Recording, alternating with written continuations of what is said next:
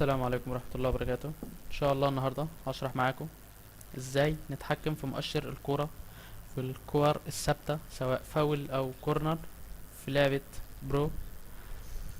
وهنجرب ان شاء الله النهاردة على برو 2016.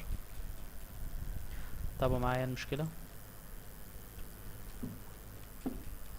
هي دي المشكلة، كل ما نجيب المؤشر يمين او شمال يفضل في النص. نشوف الحل. اول حاجة ندخل على setting،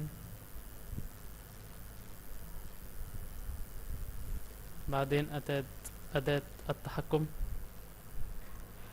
وقبل ما نعمل اي حاجة لازم نتأكد لازم نتأكد ان الانالوج او الهزاز متفعل، يعني اللمبة بتاعة الهزاز في الدراع تكون منورة. لازم نتأكد من حاجة زي دي.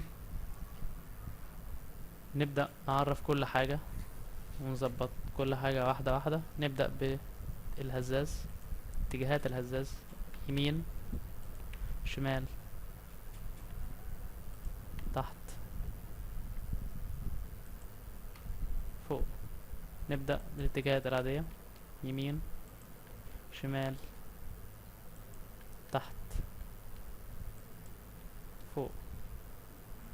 عشان نتأكد ان احنا صح، على اليمين هنا العلامة دي بتاعت الاتجاهات بيبقى جنبها هات سويتش، لازم نتأكد انها جنبها هات سويتش. وهنا علامة ال اس الخاصة بالانالوج او الهزاز بيبقى جنبها اكسايز، لازم نتأكد من حاجة زي دي. نضغط موافق ونجرب اللعبة. نجرب نشغل اللعبة ونشوف.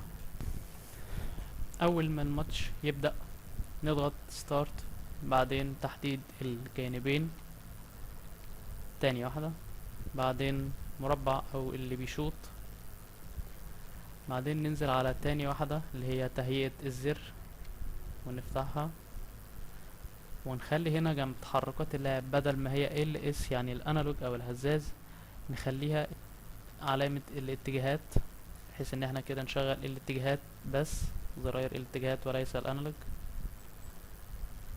نجرب.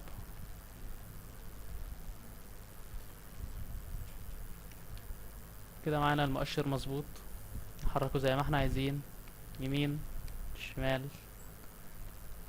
تحت، فوق. يا رب اكون افدتكم بحاجة. السلام عليكم ورحمة الله وبركاته.